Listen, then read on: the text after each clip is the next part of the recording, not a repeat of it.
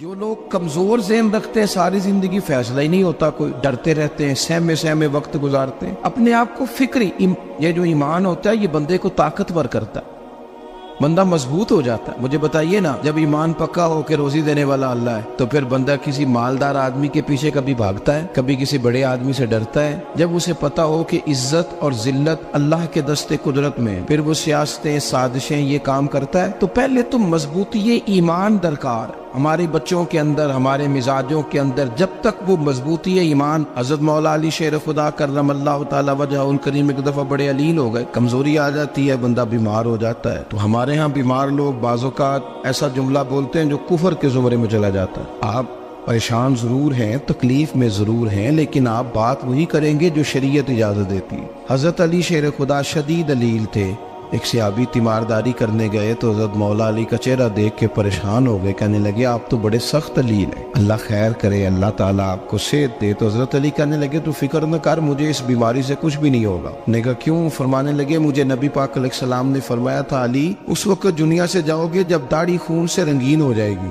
تو اس کا مطلب ہے میں خنجر کے وار کے ساتھ شہید کیا جاؤں گا، میں بیماری سے دنیا میں نہیں جاؤں گا، میں یہ بیماری سے مجھے کچھ بھی نہیں ہوگا، اللہ مجھے شفا دے دے گا، چونکہ حضور نے فرمایا کہ ساڈے نبی دی زبان ساڈے واسطے قرآن۔ تو سب سے پہلے تو اپنے ایمان کے اندر، توکل کے اندر مضبوطی پیدا کرے۔ مسلمان دیکھو نا، نماز پڑھنے سے روزی میں برکت ہوتی ہے، تو پھر اس کا مطلب یہ ہے کہ جب ٹائم آئے نا نماز کا تو گاہک جتنے مرضی کھڑے ہوں پھر دکان بند کرنی چاہیے، پھر نماز پڑھنی چاہیے، کیونکہ روزی تو اللہ نے دینی ہے، گاہکوں نے تو دینی۔ تو سب سے پہلے ضروری ہے مضبوطی ایمان، توکل، اللہ کی ذات پر بھروسہ۔ آپ کبھی میدان کربلا کا پورا نقشہ اپنے سامنے رکھیں نا، دو چیزیں ہیں، امام حسین کو نظر آ رہا ہے اب شہادت ہو جائے گی، اتنی بڑی فوج آئی ہے، خدا کی حکمت کے تقاضے سمجھ میں آ رہے ہیں، حالات کیا ہوں گے سمجھ آ رہی، پر ایک لمحے کے لیے بھی ان کا توکل کمزور نہیں ہوا۔ اپنے رب پر جو مضبوط بھروسہ ہے، سیدہ طیبہ طاہرہ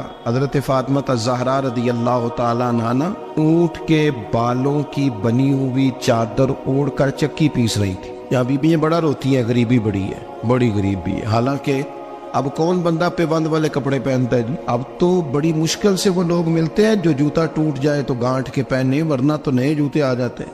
حضرت سیدہ پاک اونٹ کے بالوں کی بنی ہوئی چادر اوڑھ کے چکی پیس رہی تھی۔ نبی پاک صلی اللہ علیہ وسلم نے دیکھا، آنکھوں میں آنسو ضرور آئے، پر محبوب نے فرمایا فاطمہ دنیا میں تھوڑی سی تکلیف برداشت کرو، قیامت کی ساری عزت اللہ آپ کو ہی عطا فرمائے گا۔ تو توکل کی مضبوطی، اللہ کی ذات پر بھروسہ، اپنے رب کریم کے ساتھ امیدوں کا وابستہ کرنا، اس سے مضبوطی آئے۔ دوسرا فرمایا وَعَمِلُوا الصَّالِحَاتِ، بہترین عمل کیا جائے زندگی میں، نیک اعمال کیے جائے، وقت ضائع نہ کیا جائے، ہر وقت کوئی نہ کوئی کام بندہ کرتا رہے۔ یہاں بہت سارے لوگ ہیں جن کو لوگ نیک کہنا شروع کر دیتے ہیں نا، وہ سمجھ لیتے ہیں شاید ہم سچی مچی نیک ہیں۔ لوگ جو کہتے ہیں حضرت صاحب کی بلا، پیر صاحب کی بلا، میں یہ طالب علموں کو، دوستوں کو، بلکہ اپنے آپ کو بھی کئی دفعہ کہتا رہتا ہوں، اپنے آپ کو سمجھاتا ہوں کہ یہ لوگ تجھے کہہ رہے ہیں حضرت صاحب، یہ تو رات کو تو اپنے آپ سے پوچھنا، اپنے رب سے پوچھ، کبھی موقع ملے تو اپنی گریبان میں جھانک، غور کر کے تیری کیفیت کیا ہے، تنہائی میں تیرا دل اللہ سے جڑتا ہے کہ نہیں، عبادت میں دل لگتا ہے کہ نہیں،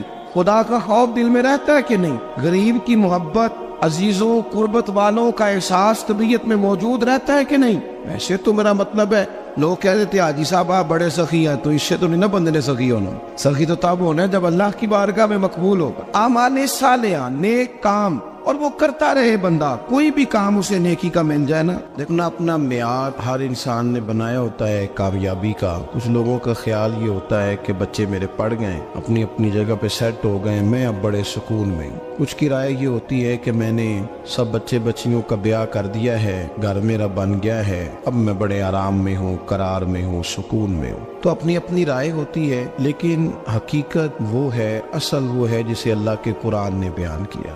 اللہ کریم نے فرمایا والعصر، اے محبوب علیہ السلام ہمیں آپ کے زمانہ مبارکہ کی قسم ہو، ان الانسان لفی خسر، فرمایا بے شک انسان خسارے میں، نقصان میں۔ اپنے تئیں کوئی دعویٰ کر لیتا ہے، آپ دیکھتے ہیں کہ بہت سارے لوگوں کے دعوے اپنے اپنے ہوتے ہیں نا۔ کسی بھی طالب علم سے آپ پوچھیں پیپر دے کے آئے تو پیپر کیسا ہوا ہے تو کیا کہتا ہے؟ جب کینڈیڈیٹ الیکشن لڑتے ہیں تو رات کو جب وہ سوتے ہیں تو سارے جیت کے ہی سوتے ہیں، ان کو سب یہی کہتے ہیں کہ لوگ سارے تیرے ساتھ ہی ہیں. حالات یہ جتنے بادشاہ حکمران ہوتے ہیں ان کے بگڑنے کی بنیادی وجہ ہوتی ہے کہ یہ خوش فہمیوں میں مبتلا ہوتے ہیں. ہم میں سے بھی ڈھیر سارے لوگ ہیں جو خوش فہمیوں میں مبتلا ہیں. کچھ کہتے ہیں جناب ہماری نسبت بڑی تگڑی ہے. بھئی نسبت تو امام حسین سے تگڑی تو کسی کی نہیں نا. تو ساری رات نماز پڑھتے تھے, روزے رکھتے تھے, اللہ کو یاد کرتے تھے. آپ خالی نسبت پر بیٹھ کر عمل چھوڑ جائیں تو یہ کیسے ممکن ہے؟ تو اپنے اپنے تئیں لوگوں نے معیار کامیابی کے قائم کر لیے ہیں. اللہ فرماتا ہے کہ محبوب مجھے قسم ہو زمانے کی, انسان نقصان میں. یہ دن بدن جو وقت گزار رہا ہے تو اس کا نقصان, اس کا خسارہ, اس کا گھاٹا بڑھتا جا رہا ہے روز نقصان میں. کتنا کتنا عمر کا حصہ لوگوں نے ضائع کر دیا. کتنے کتنے بہترین لوگ تھے لیکن روزی روٹی کے پیچھے وقت سارا برباد ہو گیا. یہ رزق حلال کے لیے دوڑ دھوپ ہو وہ تو بڑی بات, لیکن تکبر کے لیے اور خواہشات, بیجا خواہشات کی تکمیل کے لیے, ایک دوسرے سے آگے بڑھنے کے لیے بڑا وقت ضائع کیا لوگوں. اچھا کوئی بھی نہیں جیتا, خاندانوں میں بھی کوئی نہیں جیتا, برادریوں میں بھی کوئی نہیں جیتا, پر لڑائی ساری زندگی کی ہے. میں نے آگے گزرنا, میں نے آگے, حالانکہ کوئی کسی کو جیتنے دیتا ہی نہیں. اپنے اپنے تئی لوگوں نے معیار قائم کیے کامیابی کے. اللہ فرماتے ہیں بے شک انسان نقصان میں ہے, لیکن جس میں 4 خوبیاں پائی جائیں اللہ کا قرآن کہتا ہے وہ بندہ کامیاب ہو. کون کون سی؟ الا الذین آمنوا, سب نقصان میں نہیں سوائے ان لوگوں کے جو ایمان لائے. سب سے پہلے کیا کرے؟ ایمان ہو اس کے پاس, مضبوط ایمان. وعملوا الصالحات, اور ایمان بھی لائے اور نیک کام بھی کرے. اور صرف نیک کام نہ کرے, وتواصوا بالحق, لوگوں کو حق بات کی نصیحت بھی کرے. اور ظاہر ہے سچ بولے گا, حق بولے گا تو بڑے لوگوں کے مفادات کو ٹھیس پہنچے گی, کچھ لوگوں کو تکلیف بھی ہوگی. تو اب جب تکلیف ہوگی تو پھر مصیبت بھی آئے گی. تو اگر حق بات کہنی ہے تو پھر کیا کرے؟ وتواصوا بالصبر, اور ایک دوسرے کو صبر کی بھی وصیت کرے. 4 چیزیں پائی جائیں, ایمان, اعمال صالحہ, حق کی نصیحت, اس رستے میں آنے والی تکلیف پر صبر. اگر یہ 4 چیزیں میسر آتی ہیں تو اللہ کا قرآن کہتا ہے بندہ کامیاب ہے. اور اگر یہ 4 چیزیں نہیں تو پھر کوئی بندہ جتنا مرضی دعویٰ کرے, جتنا مرضی شور کرے, جتنا مرضی اعلان کرے, وہ کامیاب ہو سکتا. سب سے پہلے تو اپنا ایمان پکا کرے.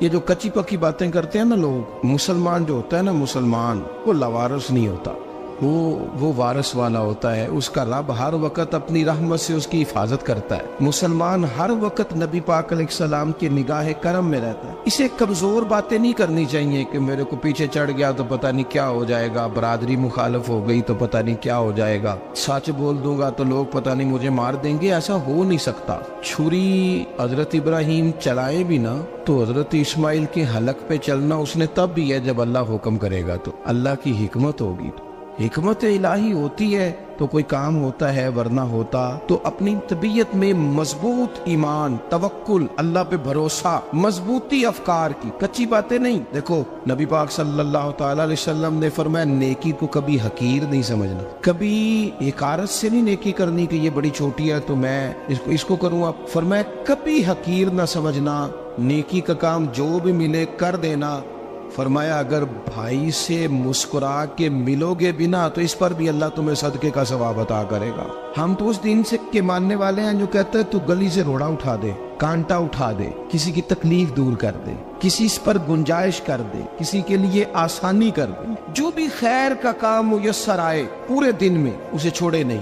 صبح گھر سے نکلے, وہ ایک صحابی تھے, غالباً تابعی تھے, تو بازار جاتے اپنے غلام کے ساتھ تو سارا بازار گھوم کے واپس آ گئے. خادم نے کہا جناب کو نہ کوئی خریدا نہ کچھ بیچا, تو آپ سارا بازار گھوم کے آ گئے. فرمانے لگے تیرا کیا خیال ہے؟ میں نے کچھ بھی نہیں کیا.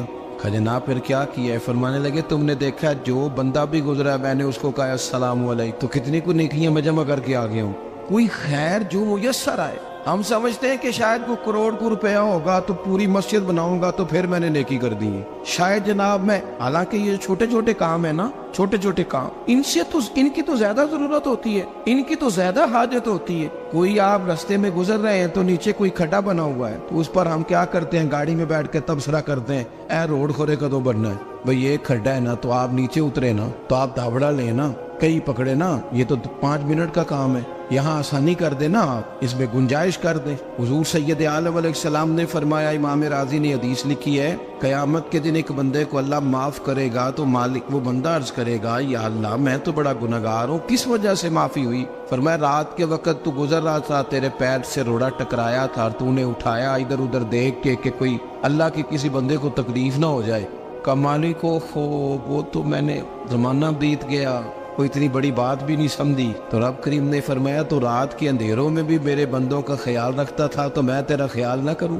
کوئی عمل ہمارے ہاں لوگ کوئی کام نہیں کرتے، بالکل نہیں، کوئی کام نہیں، نہ بڑے نہ چھوٹے نہ سمجھدار نہ ان پڑھ، کچھ بھی نہیں۔ نشستن گفتن برخاستن، بیٹھو راج کے گپے مارو، تبصرے کرو، فلانا کچھ نہیں کر رہا، فلانا کچھ نہیں کر رہا، اس کے بعد اٹھ کے چلے جاؤ۔ کچھ کریں، وعملوا الصالحات، نیکیاں جمع کریں زندگی میں، خزانہ بنائیں، خزانہ، اپنی ڈیوٹیاں اپنی ذمہ داریاں پوری کریں، ہر وقت کام، ہر وقت ذمہ داری، ہر وقت ڈیوٹی۔ لیکن نا امام حسن اور حسین، ان کی آپ کبھی زندگی کا مطالعہ کریں، فرض نماز کے علاوہ 100 رکعت نماز نفل روز پڑھنی ہے، پتہ کرنا ہے غریب کہاں کہاں ہیں، ان کا خیال رکھنا ہے، اور نیرے پیسے نہیں دینے۔ ہمارے یہاں لوگ غریبوں کو پیسے ضرور دیتے ہیں، عزت نہیں دیتے، ان کو 4 پیسے کی مدد ضرور کر دیتے ہیں، پر عزت نفس کا خیال نہیں رکھتے۔ امام زین العابدین رضی اللہ تعالیٰ عنہ فرماتے ہیں، گزر رہے تھے، آپ دیکھیں نا، امام غزالی حدیث لائے ہیں کہ بندہ اور کچھ نہ کرے، کسی مومن کا دل راضی کر دے تو اللہ 60 سال کی نفلی عبادت کا ثواب عطا کرتا ہے۔ دل بدستاور کی حج اکبر است، از ہزارہ کعبہ یک دل بہتر است۔ کسی کا دل خوش کر دینا،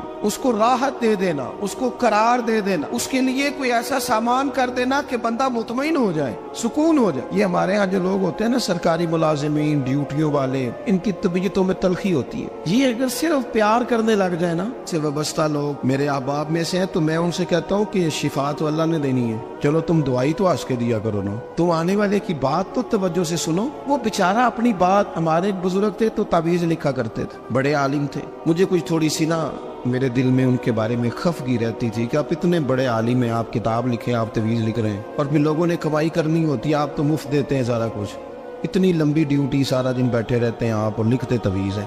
میں نے ایک دن ان سے گزارش کی، میں نے کہا شیخ آپ بڑے آدمی، جن لوگوں کو اللہ نے رسوخ فی العلم عطا فرمایا ہوتا ہے، ان میں سے آپ، اللہ نے آپ کو پختگی دی ہے، علم میں شعوری عالم ہے آپ، سارا دن تعویذ۔ فرمانے لگے یار میں تعویذ نہیں لکھتا، اصل مسئلہ یہ ہے کہ جو تعویذ لینے آتا ہے وہ اپنا سارا دکھ سناتا ہے، تو میں تعویذ نہیں لکھتا، میں نہ بس لوگوں کے کلیجے ٹھنڈے کرتا ہوں، میں کسی کا، اب تو بچوں کے پاس ٹائم ہی نہیں، وہ تو ابا کا دکھ نہیں سنتے، تو بیٹھتے ہی نہیں۔ اماں کہہ رہی ہوتی ہے کہ پتر کو 10 منٹ میرے پاس بھی بیٹھا کر، لیکن پتر مصروف بڑا ہے، ویڈیو چڑھانی ہے اس نے۔ ہم الجھ گئے۔ یہ چیزیں انسان کو نفسیاتی طور پر کمزور کر دیتی ہیں۔ جو لوگ زیادہ یہ کام کرتے ہیں ان کے حافظے کمزور ہو جاتے ہیں، وہ الجھ جاتے ہیں، انہیں پتہ نہیں ہوتا رات میں نے کیا کہا تھا، صبح میں کیا کہہ رہا۔ ہر وقت نہیں، ضرورت کے وقت، ہر ٹائم نہیں، مخصوص اوقات میں۔ حضرت امام زین العابدین رضی اللہ تعالیٰ عنہ فرمانے لگے، ہم گزر رہے تھے، امام حسین ساتھ تھے، تو رستے میں نہ کچھ غربا، غریب لوگ بیٹھ کے کھانا کھا رہے تھے، کہتے ہماری ان پر نظر پڑی، تو انہوں نے حضرت امام حسین رضی اللہ تعالیٰ عنہ سے کہا حضور آئیے، تشریف لائیے، کھانا کھائیے۔ وہ ضروری نہیں ہوتا آپ کو سب کا کھانا پسند ہی آئے، ٹیسٹ اپنے اپنے ہوتے ہیں، یہ ضروری تو نہیں۔ کھانا پسند نہ بھی آئے تو دل تو پھر بھی راضی رکھنا چاہیے۔ قربان جائیں، نبی پاک نے کس طرح ہماری تربیت کی۔ حضرت عائشہ صدیقہ رضی اللہ تعالیٰ عنہ فرماتی ہیں، کریم محبوب کا میں نے یہ طریقہ دیکھا کہ اگر کھانا ناپسند ہوتا تو چھوڑ دیتے، پر کبھی اس میں سے نقص نہ نکالتے، عیب جوئی نہ کر۔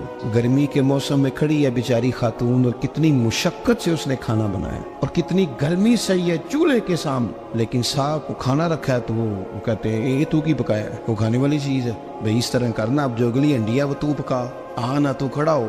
یہ پتہ چلی یہ کام کتنی مشقت کا ہے۔ زندگی میں کچھ تھوڑا سا دوسروں کا خیال رکھنا، یہ بھی تو دین کا حصہ ہے۔ آپ اپنی زندگی میں ہمیشہ اپنے لیے سوچیں، کسی اور کا سوچیں ہی نہ۔ تو میرے عزیز یاد رکھیں گے آپ، امام زین العابدین کہتے ہیں نبی پاک صلی اللہ تعالیٰ علیہ وآلہ وسلم نے نا حضرت امام علی مقام کی، امام حسن اور حسین کی اس طرح سے کچھ تربیت فرمائی تھی کہ غریب پروری ان کے اندر رچ بس گئی۔ مزاج بن گیا. وہ غربا بیٹھے تھے دسترخوان بچھائے سڑک کے کنارے, تو امام حسین گزرے تو انہوں نے آواز دی. امام صاحب لوگ کہنے لگے حضور تھوڑی روٹی نہیں کھا لیتے ہمارے ساتھ. تو امام صاحب آ گئے, نیچے بیٹھ گئے غریبوں کے ساتھ. کوئی جرت کرے نا, چلو امیروں نے تو غریبوں کے ساتھ بیٹھنے کی جرت نہیں کرنی, کوئی پیر ہی بیٹھ جائے غریبوں کے ساتھ, وہی مہربانی کر دے کہ میں پیر صاحب ہوں قبلہ ہوں تو میں ہی چلو لنگر کھا لوں مریدوں کے ساتھ بیٹھ کے.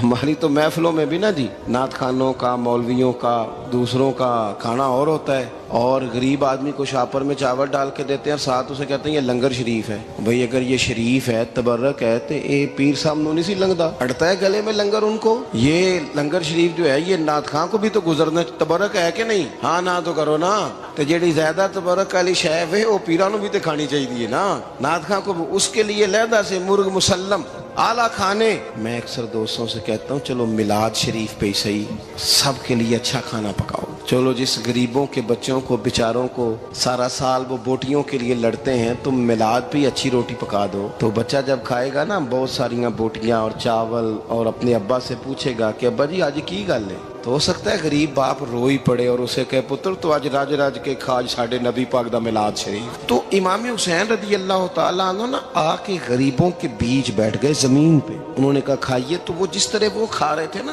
سادے برتنوں میں سادے, امام حسین کھانا کھانے لگ گئے. میں نے کہا خیر کا کام کوئی بھی ملے اسے ضائع, چلو اور کچھ نہیں کر سکتے تھے کسی کو سڑک ہی پار کرا دے نابینا کو, چلو اور کچھ نہیں کر سکتے تو آپ کو پتا ہے کہ سامنے والا بوجھ لے کے گزر رہا ہے, آپ تھوڑا سا ہٹ جائیں روڈ سے, اسے گزر لینے دیں. کوئی تو کام زندگی میں کوئی ارادہ تو خیر کا بندہ کرے. امام حسین بیٹھ گئے, ان کے ساتھ روٹی کھائی, تھوڑی دیر کے بعد اجازت لی, فرمایا جاؤں؟ کہنے لگے حضور اور کھائیے. فرمانے لگے میں تو ابھی روٹی کھا کے آیا تھا اور آج تک ایسا نہیں ہوا کہ دوبارہ کھانا کھاؤں, ایک لقمے کی بھوک نہیں تھی, جتنا بھی کھایا ہے نا یہ تمہارا دل خوش کرنے کے لیے کھایا ہے. غرباء مساکین کی وعامل الصالحات, ایماندار بندہ ایمانداروں جیسے کام کرتا ہی اچھا لگتا ہے. 25 حج کیا امام حسن اور حسین نے مدینے سے مکے پیدل جا کے. میں کہتا ہوں چلو ہم باجماعت نماز ہی پڑھ لیا کریں. چلیں حضور صلی اللہ علیہ وسلم نے فرمایا فجر کی نماز پڑھ کے بیٹھ جاؤ, اشراق چاشت تک اللہ کا ذکر کرو, 2 نفل اشراق کے 2 چاشت کے پڑھ لو, اللہ 2 حج اور 2 عمرے کا ثواب عطا کر دے گا. مشکل کام تو نہیں. اہل بیت نے ہمیں سبق یہ پڑھایا ہے, حضور کے اصحاب نے ہمیں سبق یہ پڑھایا. تیسری بات فرمایا وَتَوَاصَوْا بِالْحَقِّ, صرف یہ نہیں کہ تم نماز پڑھ کے تو بیٹھ جاؤ, تم نے نا بے نمازی کو نماز کی دعوت بھی دینی ہے. مظلوم پر ظلم ہوتا رہے اور کونے میں چپ کر کے بیٹھے نہیں رہنا, بلکہ اگر ہاتھ پکڑا جا سکتا ہے تو ظالم کا ہاتھ پکڑنا ہے. نبی پاک علیہ الصلوۃ والسلام نے فرمایا اپنے بھائی کی مدد کرو چاہے وہ ظالم ہو یا مظلوم ہو, بھائی کی مدد کرو چاہے ظالم ہو یا مظلوم ہو. تو صحابہ نے عرض کی یا رسول اللہ صلی اللہ تعالی علیہ وسلم یہ مظلوم کی مدد تو سمجھ میں آتی ہے, یہ ظالم کی مدد کیسے کریں؟ نہیں سمجھ آ رہی ہے آپ کو بات؟ یا رسول اللہ صلی اللہ تعالی علیہ وسلم مظلوم کے ساتھ کھڑا ہونا تو ہماری عقل میں آ گیا, تو ظالم کی مدد کیسے کرنی ہے؟ نبی پاک صلی اللہ تعالی علیہ وسلم نے فرمایا ظالم کو ظلم کرنے سے روک دو, تم نے اس کی مدد کر دی, اسے باز کرو. لیکن ہم تو اتنی جرت ہی نہیں رکھتے بدی کو بدی کہنے کی, اتنی طاقت ہی نہیں ہوتی. جھوٹ کو جھوٹ کہنے کی ہمت, ہمارے گھر میں سارا کچھ ہو رہا ہوتا ہے, ہمیں پتہ ہوتا ہے کہ فلاں جگہ پہ ہمارا قبیلہ ہماری برادری غلط ہے, پر اتنی جرت کرتے. ہم سچ بولتے ضرور ہیں پر دوسروں کے بارے میں, اپنے بارے میں سچ بولنے کو تیار نہیں ہوتے. جرت کا مظاہرہ کریں, زندگی میں حق کو حق کہنا سیکھیں, غلط کو غلط کہنا سیکھیں, جھوٹ کو جھوٹ کہیں, بدی کو بدی کہیں, سچائی کا ساتھ دیں ہمیشہ. ہم نے جب تک دیکھو نا ظلم ہوتا رہے, زیادتی ہوتی رہے, اپنا دروازہ اندر سے بند کر لو, پتر باہر نہ جانا. کیوں جی؟ باہر اس پہ ظلم ہو رہا ہے, ان کے گھر آگ لگی ہے, کو ہمارے گھر تو نہیں نہ لگی. یاد رکھنا پڑوسیوں کی آگ نہ بجھاؤ گے تو اپنے گھر بھی آ جائے گی. اگر مظلوم کا ہاتھ نہیں پکڑو گے تو ظالم دلیر ہو جائے گا. اور ہمارے جتنے بھی بزرگ گزرے انہوں نے ظالموں کو ظالم کہا. امام احمد بن حنبل نے جیل کاٹی, امام اعظم ابو حنیفہ نے جیل کاٹی. آج کل لوگ کہتے ہیں مولانا صاحب آپ نے نا جناب غلط کو غلط نہیں کہنا, سیاست کی بات نہیں کرنی. کیوں جی؟ کس لیے نہیں کرنی؟ سیاست تو تدبیر کا نام ہے. بنو اسرائیل میں جتنی بھی تدبیر ہوتی تھی وہ سارے انبیاء کیا کرتے تھے. کیوں نہ بات کریں؟ یہ جن کرسیوں پہ آج تم نے ظالموں جابروں کو بٹھایا, یہ کرسی تو حضرت ابوبکر صدیق جیسے لوگوں کی ہے, یہ تو حضرت عمر جیسے لوگوں کی سیٹ ہے, حضرت عثمان غنی جیسے لوگوں کا کام ہے, مولا علی جیسے لوگوں کا کام ہے. غلط جگہوں پہ غلط لوگ بٹھا دی اور پھر جھوٹے کو جھوٹا بھی نہ کہیں، ظالم کو ظالم بھی نہ کہیں۔ ہم سے نہ رقم ہوں گے قصیدے یزید کے، کیونکہ ہم لوگ تو حسین کے سیرت نگار ہیں۔ یہ کیا بات ہوئی، آپ سچی بات ہی نہ کریں، کلمہ حق کہیں ہمیشہ، کھری بات